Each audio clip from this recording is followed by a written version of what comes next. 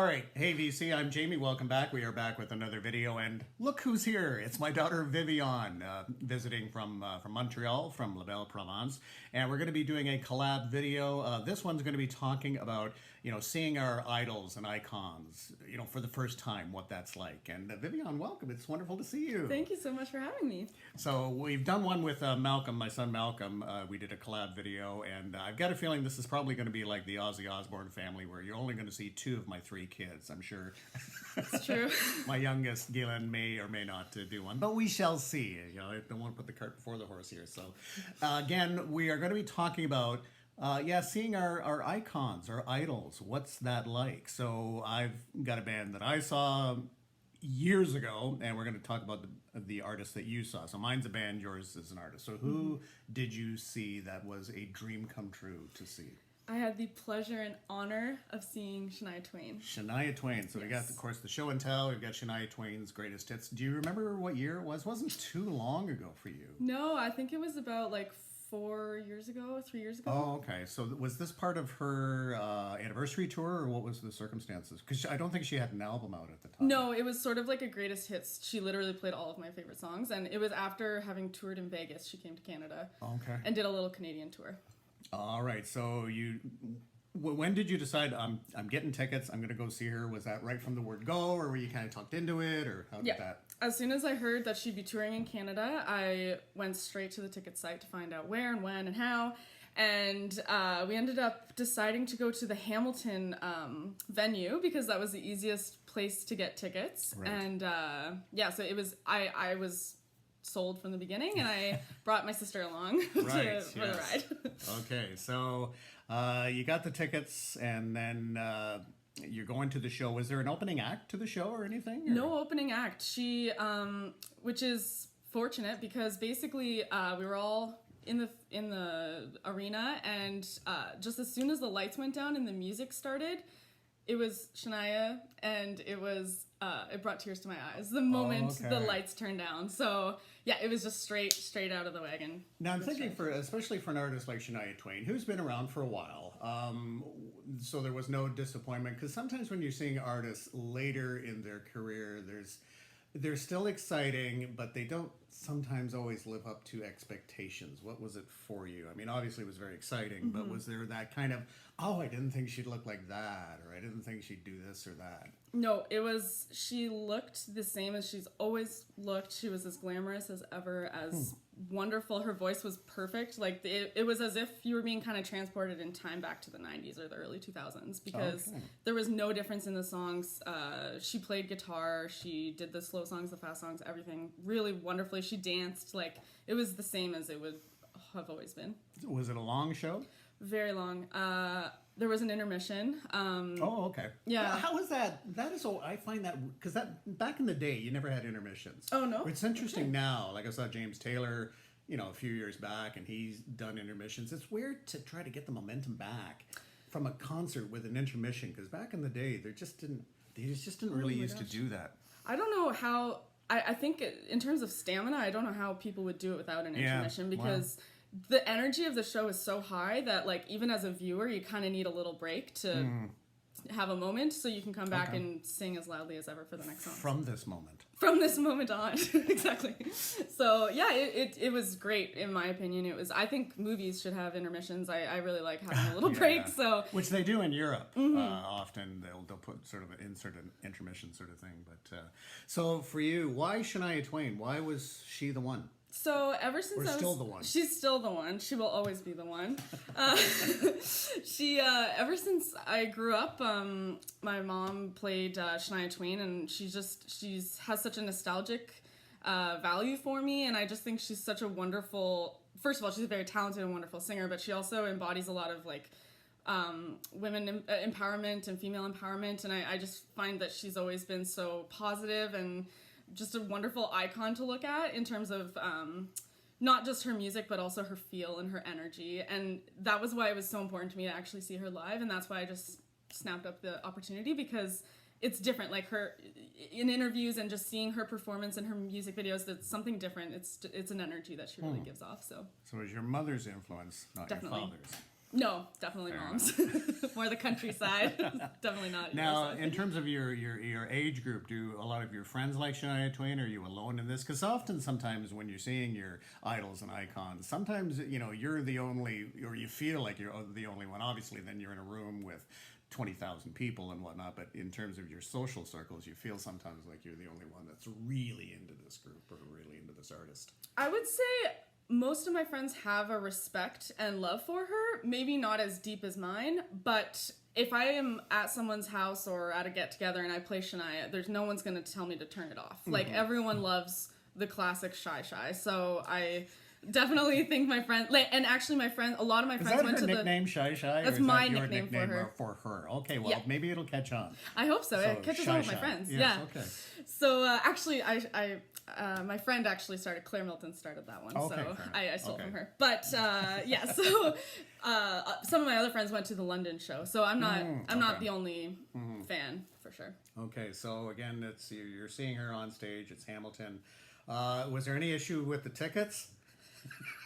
Yeah, so You don't have to go into detail. no, I'll just But give a brief general. overall overview. So I really struggle with these. With buying tickets to any shows, because essentially what happens is Ticketmaster, I think, is the platform. Yeah, whoever, yeah. And people go on and buy just large amounts of tickets. So it's really hard to buy like 2 tickets for a show. Unless you're there at the right time. Yeah, and Often refreshing. it just seems like, that's the whole online thing. It's gotten tough. Yeah. So I was trying to do that for quite a few hours. And meanwhile, I had another tab open with people that were... they had bought the tickets and then they were giving them out. So I found a site that had them, and the prices were just going up every second. So Really? Yeah, just You're from the get-go. watching the prices go up, not just availability gone. You're No. watching wow. prices are going up per second, and I'm not getting any results from the Ticketmaster. So I was like, okay, I'm not going to wait any So longer. it's just like if I don't hook on here, Yeah. yes, It's going to go okay. up and up and up. Okay. So I ended up buying it kind of without thinking or reflecting. And then I realized, like after the show, maybe a couple weeks later, the ticket prices... At least the tickets were legitimate. You didn't get duped or anything No. like that. So the tickets were... It was fine, but I realized that I hadn't realized that the prices were American. So not only was I already okay Exchange with rates. paying higher, I was actually paying a lot higher than I Considerably higher. thought. And that just, I didn't even realize, luckily, until afterwards, because it, Would that have bothered you? No. Really? Like, would that have? Because for many people, it would have. Like in terms of that. Like, but Yeah. I guess you knew you were overpaying it just to be there. It's a special event. It's that experience, but it wouldn't have detracted you from. It wouldn't have taken enjoying the anything show. away from the actual show. I had a moment when I realized oh goodness, like that was a lot of money that I didn't know I was spending, a little bit of stress, but it wouldn't have taken away. And in hindsight, I would have done it all the same. Okay. I would have still paid the same to see her. Now, do you still like Shania Twain? Obviously, this wasn't that long ago, but Oh yeah, she's still one of my favorites, okay. if not my favorite. Yeah. And who would you like to see next? Is there somebody on the list? Now, you seem to be more of a fan of like musicals and things like that, or you've talked about how seeing Wicked or something like that. But is there another artist that is high on your list? Yeah, That's available, sort of thing. Obviously, in light of COVID and whatnot. Yeah, one person I would really like to see would be Ingrid Michaelson. She's really influenced me in terms of like my own personal ukulele and singing. So I would love to go to one of her concerts, and I've never seen her live. So Okay, very Yeah. good. so So, what did your sister think of this show? Did she like it as much as you? oh, she loved it. Yeah. Or is she just being the supportive sister? Oh no. She has a special spot in her heart for Shania. Although she didn't cry as soon as the music went down before even seeing her on stage, she still had a really great time. Now, was there anything of disappointment or thought anything that you saw or from the show that I was either that she didn't do this song or There was one song that I really love. It's "I'm Gonna Get You Good." And, sure, yeah. And she didn't do that song. Or no, sorry, the Ka-Ching. Oh, okay. It's like not as famous of a Right, song, okay. and they actually played the background music during an interlude. Oh, okay. So like when she was changing costumes or something, they played it. But I just wish she had performed it. So how many costumes? Oh, I think she changed in between almost every song, and I don't even know how many songs she did. It must have been like. Yeah, she must have had like 15 costumes. And how is the wait time? Because you're saying they're playing music, and is it the band that's playing, then she's off, and then she comes back on? Yeah, actually, yeah, and you actually couldn't see the band that often. Oh, really? Yeah, it was mostly just her on stage. Oh, so they would okay. kind of like play the music in the background, and then she would come in. But it would be only like a song in between or a little interlude. It wasn't. Okay. Yeah, I mean, it's a whole professional team that was ready to, Yeah. to do that. But.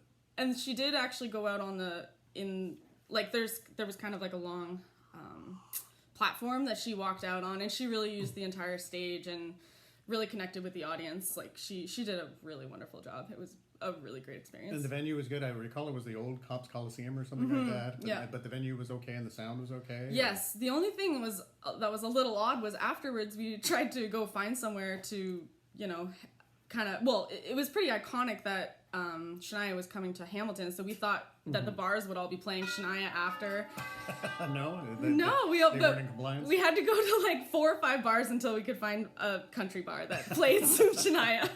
But we found it. Now, were people dressed up? Because it's interesting with some concerts, the way people dress up or don't dress up, or what they're looking like. How about for Shania Twain? Was there not a lot of dressing up? No, and she's pretty hard to compete with. Well, yeah, and they're pretty tailored looks, so it'd be pretty hard to find like the leopard print hoodie. Yeah.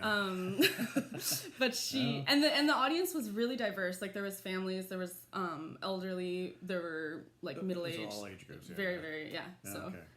All right. Well, thank you for that. Now, I've talked about this before, so I won't go into detail about the Cheap Trick who opened up for this, but I saw Kiss Love Gun 1977 for the tour for this album. Of course, this is Kiss with the original 4, Ace Frehley, Paul Stanley, Peter Criss, and Gene Simmons. And so I would have been 12 at the time of this concert. So this was July, I'd written it down, July 1977, July 16th, 1977 at the Kitchener Auditorium. I don't know, like we were definitely getting into Kiss big time, Destroyer. I got into Kiss around Destroyer. I remember my brother David bringing a copy of Kiss Alive, and it was like the loudest, strangest thing I'd ever heard, and I just wasn't quite ready for it. But then I remember playing the single, or I don't know who got the single. Maybe it was my brother who got it from somebody, playing the single Shout It Out Loud, and it was one of those, boom, I just absolutely loved the sound of it. And Destroyer has that nice Bob Ezrin polished kind of sound, and that's when I really started to get into Kiss. And then I don't know whose idea it was to go see the band. I think likely it was your Uncle Dave, my brother Dave, who thought, well, we should see if we can go see the show. And tickets, I think, back in the day, I think they couldn't have cost more than $7-10 to go see a show. Yeah. Now, granted, this is 1977 when, but, not like ticket prices now. And there was no online thing. So I don't know. It must have been Dave or my dad who either went to get the tickets. I don't think we had them, or maybe we did have them mailed. I'm not exactly sure. But we had a whole gang of us go down. My dad drove, and then it was me, Dave, I want to say Steve Cruz was there, and a friend of mine, Mark Johnson, went.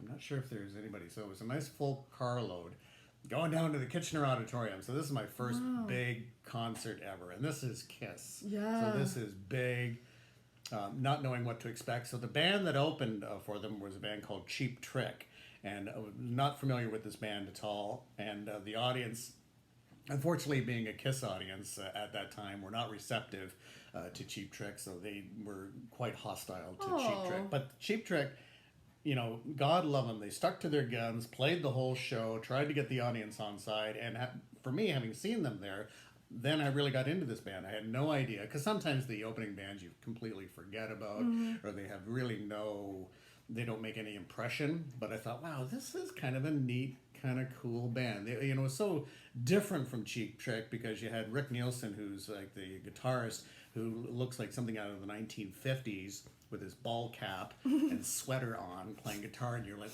what is this? And then the drummer, Bunty Carlos, would look like your old uncle in a white shirt, tie, glasses. And then you have like Robin Zander and the bass player who look like rock stars. Okay. So it's this whole weird, like, what are we watching? But I mean, they rocked from start to finish, and they never gave up. You know, and the audience was just like right from the word go, hostile, because you know it was anybody but Kiss. Yeah. They came to see Kiss.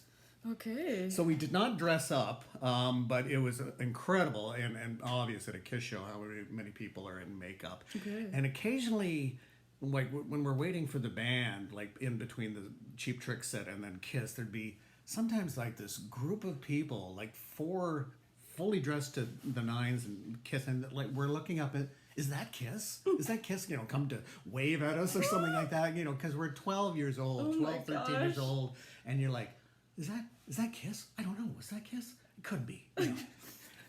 And this, and then of course, no earplugs, nothing. This show couldn't have been a more louder show on the planet.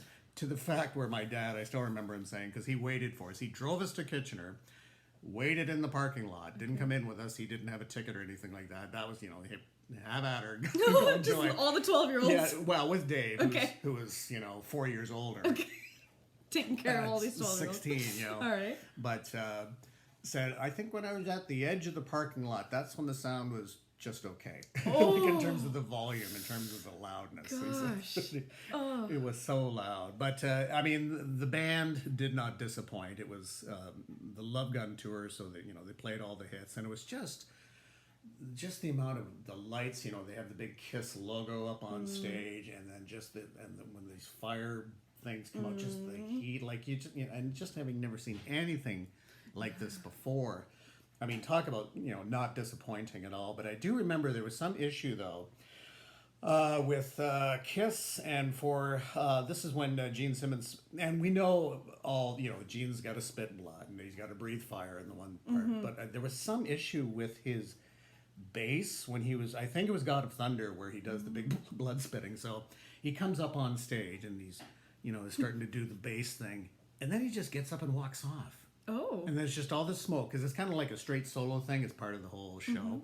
And it was kind of like, what's going on? What and happened? then he just kind of, there was, I think there was either something wrong with his bass or something maybe wrong with the packets or something. But so then he comes on and then just does the whole routine again. Okay. It's kind of like, that was a really weird moment. Okay. But, you know, but it was so loud. But, you know, it's Kiss. I mean, you'd expect it to be loud, and we did not disappoint. I think the ringing in my ears must have lasted for at least 2 weeks. It felt like it, because it was so I bet. loud. But, you know, having, you know, and in retrospect, you know, to see Kiss as part of the original tour is not the revamped Kiss, or now it's just Gene and Paul, the original members. So to actually see the 4 iconic members and to see them up live on stage, and again, this concert did not disappoint. I mean, it's all the bells and whistles and the drum set that rises, and you know, he's breathing fire, Gene Simmons, and the spitting blood, and They spared no expenses. They spared no expenses, and the crowd right into it. I mean, just the sheer theatrics of it is huge. Now, is that important to you in terms of theatrics? Like, is that kind of the appeal? Could you go see the singer-songwriter who just sits there, or is some of the spectacle of the show a big part of what you're going to be paying for? I have seen both. Like, I've seen John Mayer, who just stands, sings, rocks out, but there's no light. Like, there's not a lot going on. No. Yeah. And then I've seen Muse that's mostly spectacle. Like, it's all about the electronics and the way they flash and all this. So I think it just depends on what you're into. Like, I personally, it's just about the live experience. So if that enhances it, or that's part of that band, then it's important to me. But if it's not, I'm happy to just hear how they sound live and just be there with them in that moment. So what about you? Do you find it important? I prefer not all of the theatrics. I think the older I've gotten, I really do prefer good sound. Now, let's talk about that one time. I don't know if you remember the concert when we had tickets to see NSYNC in Toronto.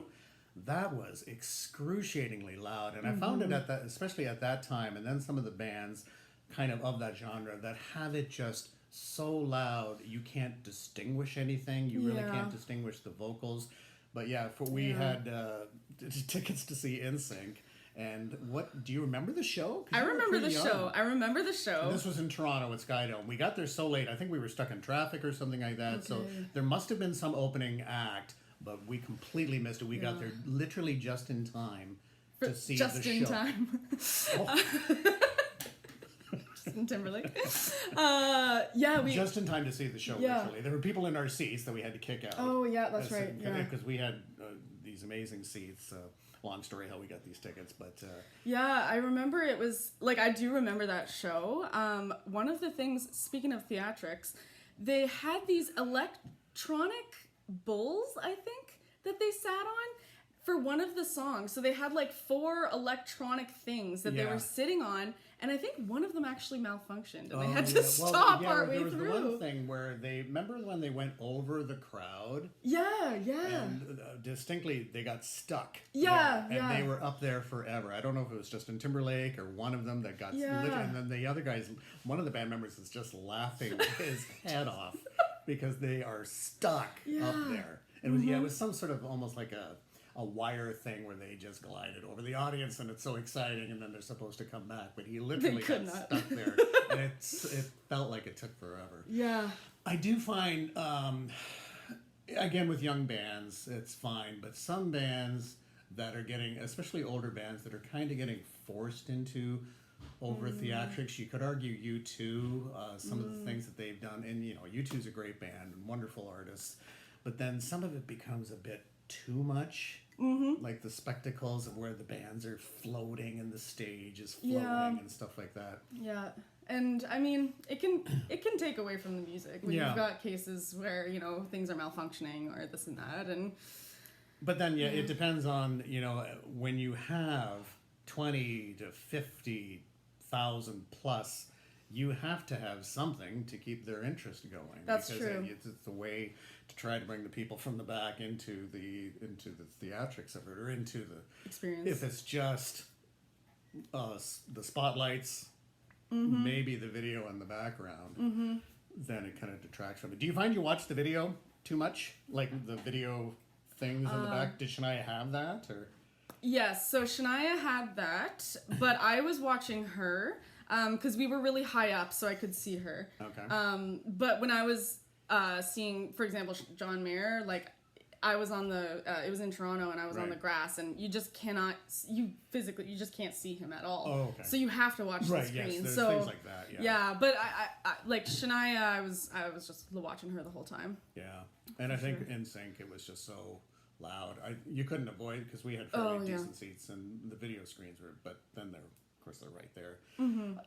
In terms of, you never saw the cell phones back in the day. How was it for Shania Twain and people and their cell phones, or the distractions, and how was that? Well, you've got the classic replacing of the fire, the what are they called? The lighters.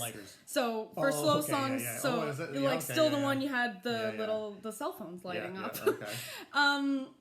It is something that I notice. Like you look around and sometimes you kind of wonder if people are watching it or they're watching it through their phone because they're recording literally the entire performance.